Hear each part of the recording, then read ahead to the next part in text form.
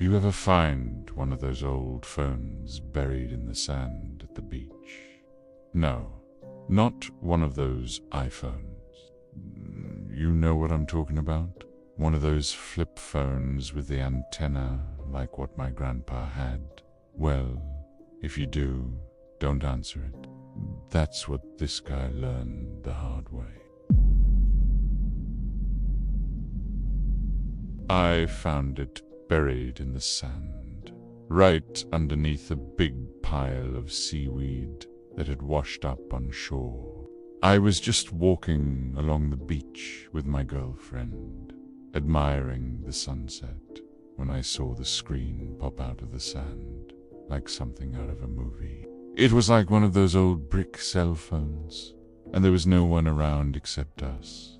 It almost looked like it was buried on purpose. My girlfriend, she didn't seem too excited about it. She said, "Whatever you do, don't touch that thing." But curiosity got the best of me, and I couldn't resist. The phone was completely covered in sand, but you could tell it was one of those old flip phones with the antenna. And then I saw the screen. It was turned on, and it wasn't just any random channel. It was playing a live feed of itself. The camera was facing down, so all I could see were the messages on the screen. They were all from the same person. "Hello, is anyone there? Hello, can someone hear me? Why won't this thing turn off?" I tried closing the phone, but it wouldn't turn off. Ply. I tried taking the battery out, but it wouldn't turn off. I tried throwing it into the water, but it still kept playing. The live feed was still on, and then the messages changed. "Get away from me. Leave me alone. Don't come any closer." Who was this guy? Why was he sending these messages? Was he trying to warn me? Should I have just left it alone? By now. My curiosity got the best of me, and I wanted to know who was on the other side of that phone. So I hit the call button, and I heard a voice.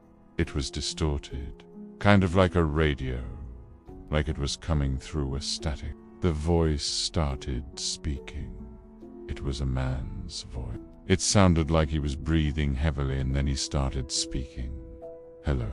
Can anybody hear me? Is anyone there?" He must have been going insane, sitting out there on that deserted island with no one to talk to. I mean, that's probably what happened, right? But then he said something that made my blood run cold. "I haven't seen anyone in weeks, but I feel like I'm being watched. Like there's some kind of presence out here with me. Someone's out there. I can feel it. I can feel it. I can feel it watching me. God, I gotta get out of here. I gotta get off this island." His voice started to panic. "Whoever's out there, I know you can hear me. You're gonna find me. I can feel it. I can feel it in my bones. Oh God, I gotta go. I gotta get out of here." And then the line went dead. What the hell was this guy talking about? Was he crazy? Had he been out in the sun too long? I decided to ignore it. Maybe it was a prank, right? Maybe some kid thought it'd be funny to mess with me. But then I realized something. The camera was still on. It was still recording. I tried hitting the power button to turn it off, but it just wouldn't turn off. And I realized something else. We weren't on the other side of the phone call. It was still recording on his end. We weren't disconnected. I mean, what are the odds of that? I tried calling back, but it just rang and rang and rang, and eventually went to voicemail. I ended up hanging up. I was creeped out. My girlfriend and I started walking away. We didn't want to stick around to find out. what else that phone had in store for us. As we were walking, I kept hearing the crunch of footsteps in the sand behind us. At first, I just ignored it, assuming it was just some seagulls or maybe some kids playing around. But then it started getting closer. I could hear the footsteps getting louder, like someone or something was running towards her. I started to feel a sense of dread wash over me. What if it was that guy from the phone call? What if he found us and wanted to talk to me? It was just silly, right? There was no way that guy from the phone call was chasing us. But then I saw him. A man was running towards us, and he was carrying a cell phone in his hand. It was the same exact phone that I had found in the sand. Did he get it back so fast? Pooh. And why was he running towards us? Was he crazy? Was he the guy from the phone call? Was he the one who had been watching me the whole time? I don't know what he was doing. I don't know what he was thinking. All I know is that when he got close enough, I could see the desperation in his eyes. Breathe. He was out of breath. His face was pale, and his clothes were torn. "Give it back," he said, his voice hoarse. "Give me back my phone." What was he talking about? How did he get his phone back? I just found it in the sand.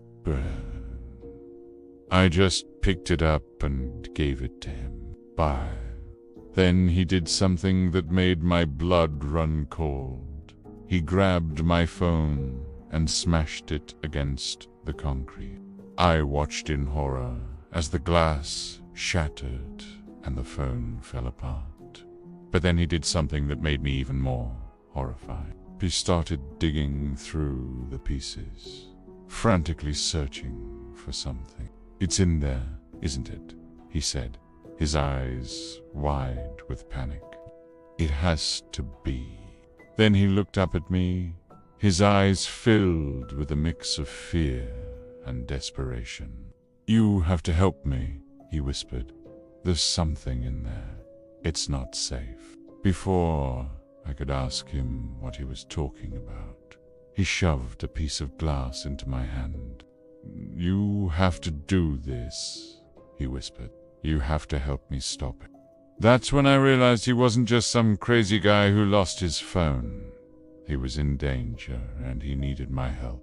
I knew I had to do something. But what? There was a creak. The door to the supply closet I was hiding in swung open just slightly, just enough to let in a sliver of light and to hear what was being said on the other side of the door. The voice that came from the other side made my blood run cold. It was the voice of one of my teachers. "Hello, my name is Name. I grew up in a small town in North Carolina. My parents still live there. When I was a senior in high school, I had the best group of friends. We did everything together. One of those things we loved to do was talk about horror stories and haunted places. If you watch this channel, you probably already know the rest of the story. Well, my friends and I decided to take our love for horror stories to the next level.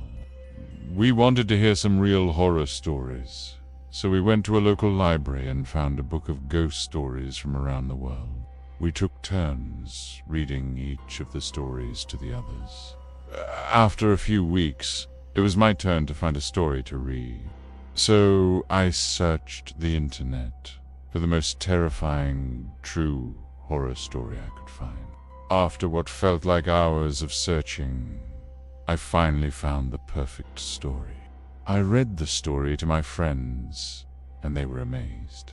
They asked me if I could find the source where I read the story so they could hear it again. But unfortunately, I couldn't find the source. anyway. I was really excited to show them a story that was actually terrifying. So I decided to commit the story to memory and recite it to them the next time we got together. A week later, I was telling my friends the same story, when suddenly the bell rang, signaling that class was starting. We all ran out of the room and headed to our lockers to grab our books.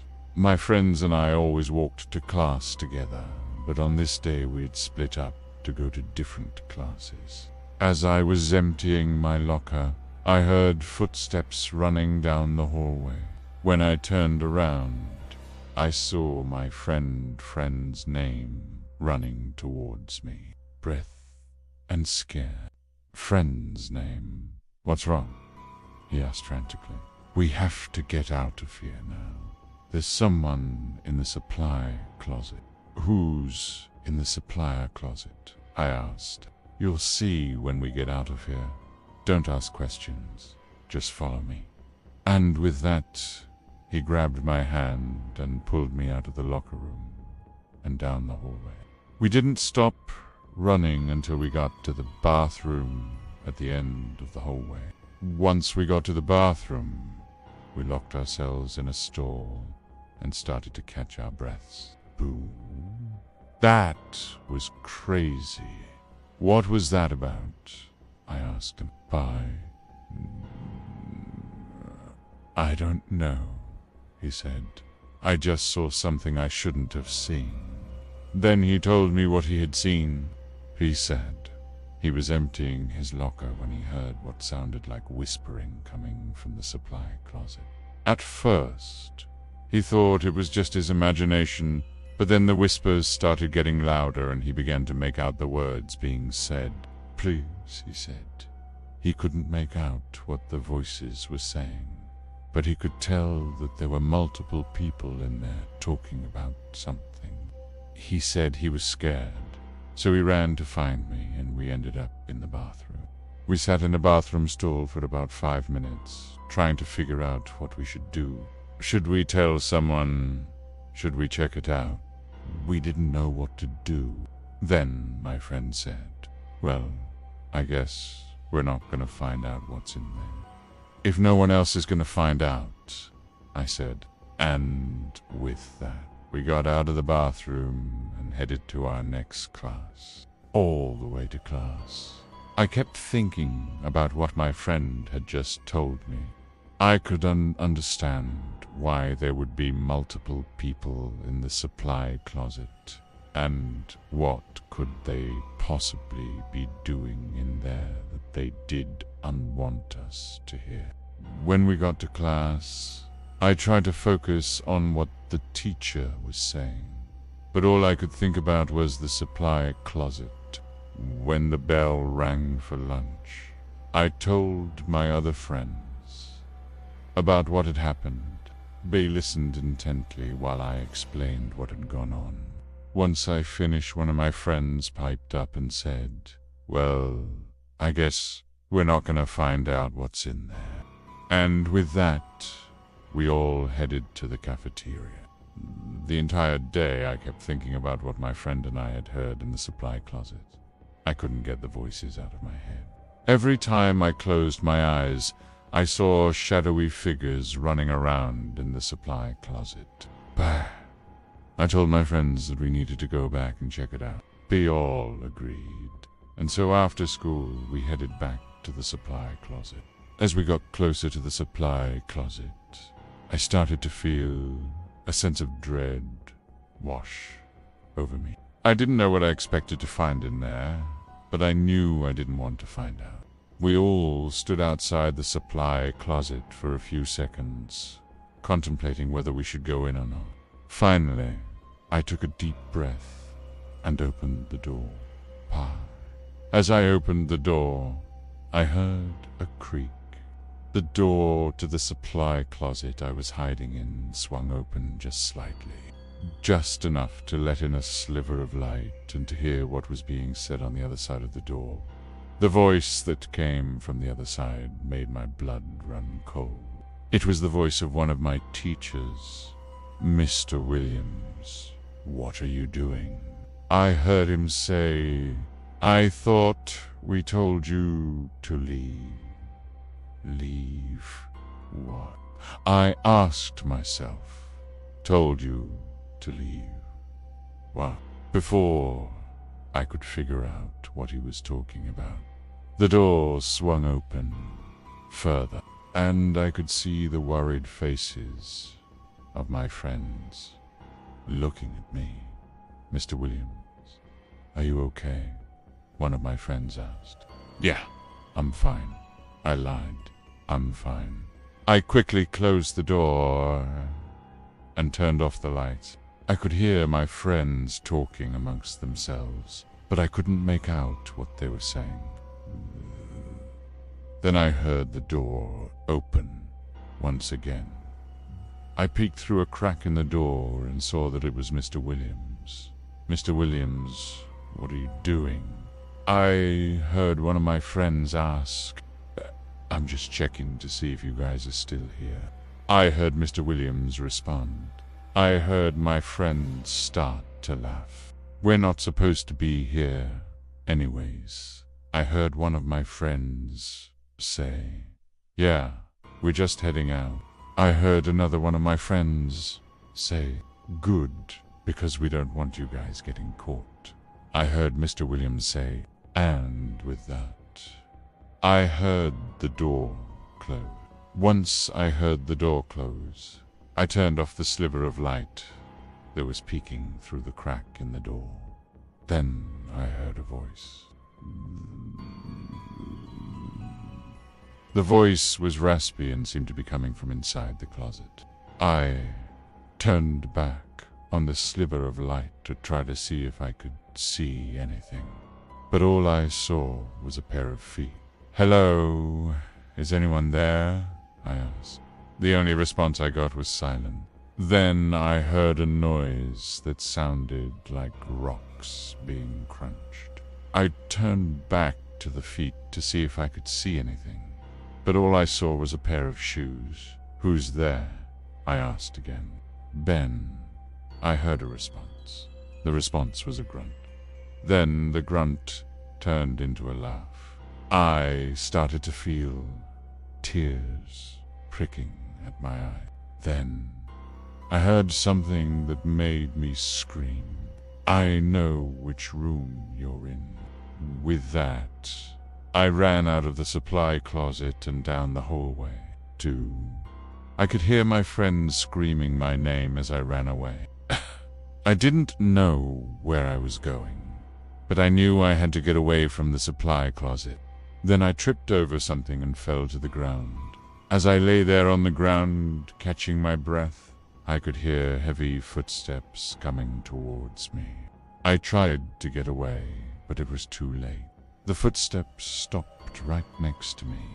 Then I heard a voice. "Hello, name."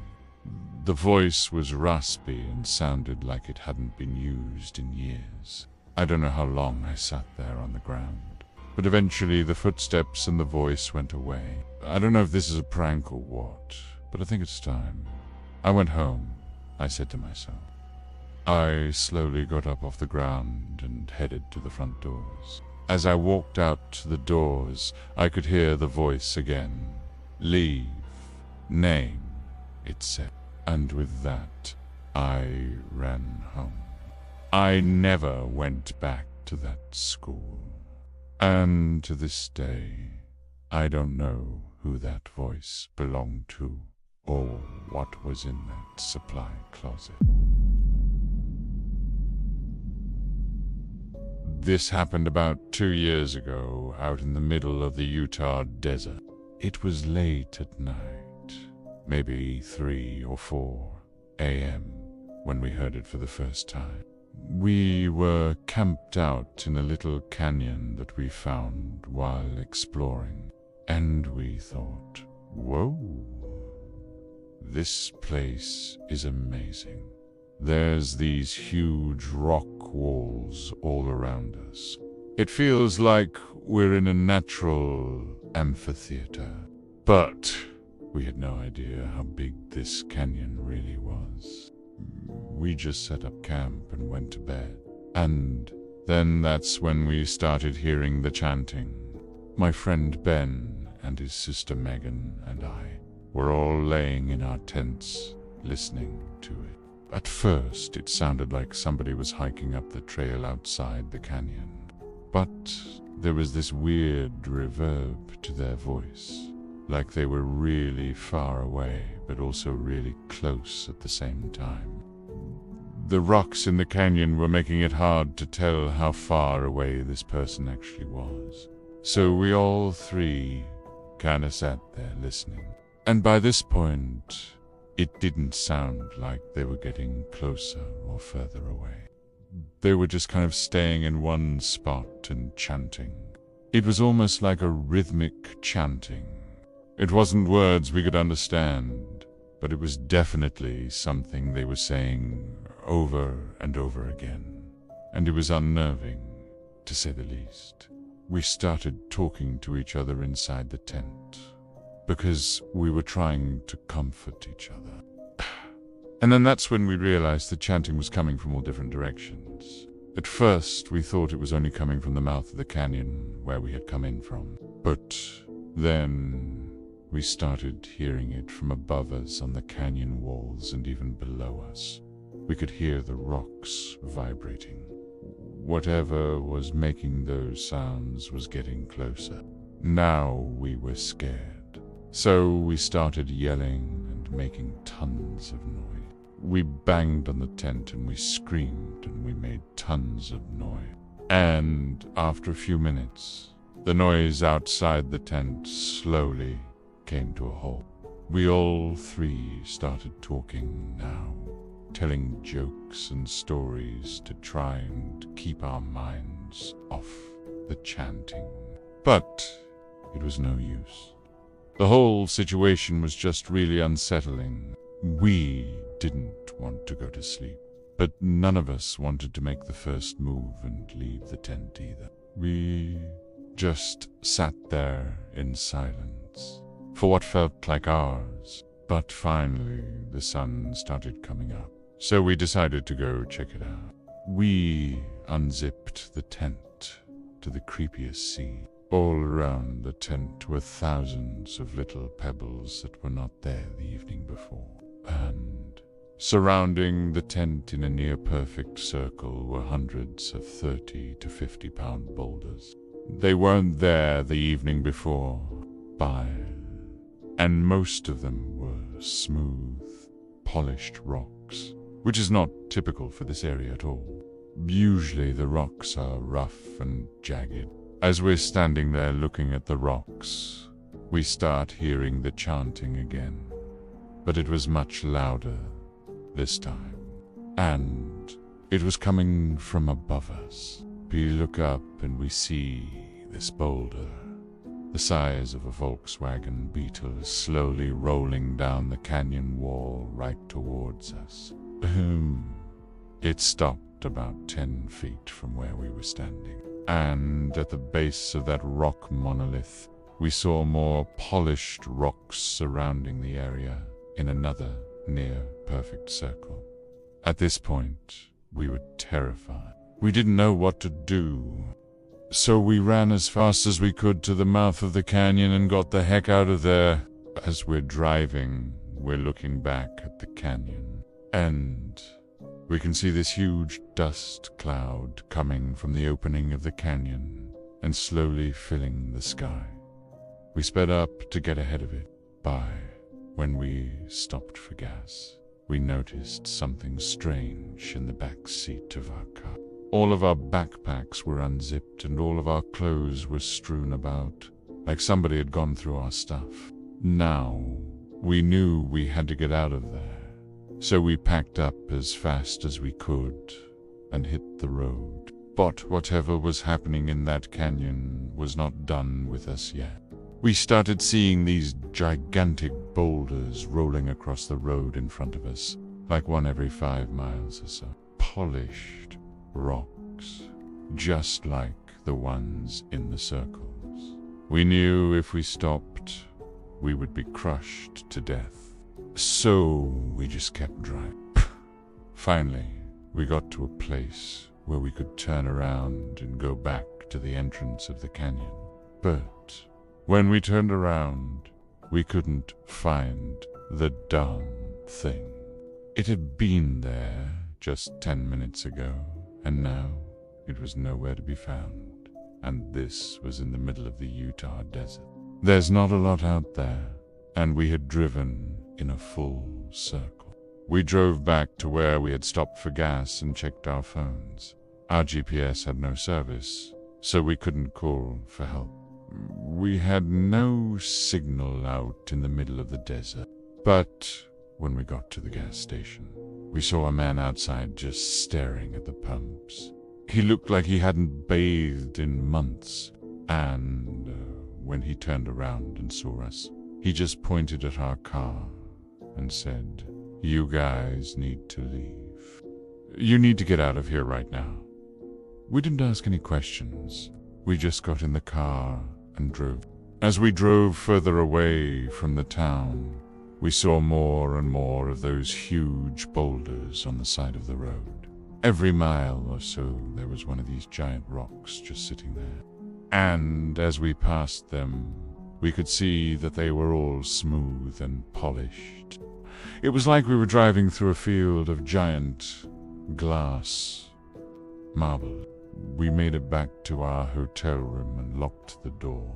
We were exhausted and terrified. We barely slept at all that night. Bye. The next morning we checked out, and as soon as we stepped out of the room, we saw a note that said, "Do not speak of what happened here to anyone. It will not end well for you." And underneath the note was this picture of a circle of rocks. From that day forward, we have never spoken of that hotel or that canyon ever again. And we don't even show each other pictures of it. It's like it never happened. But sometimes I swear I can hear the chanting still.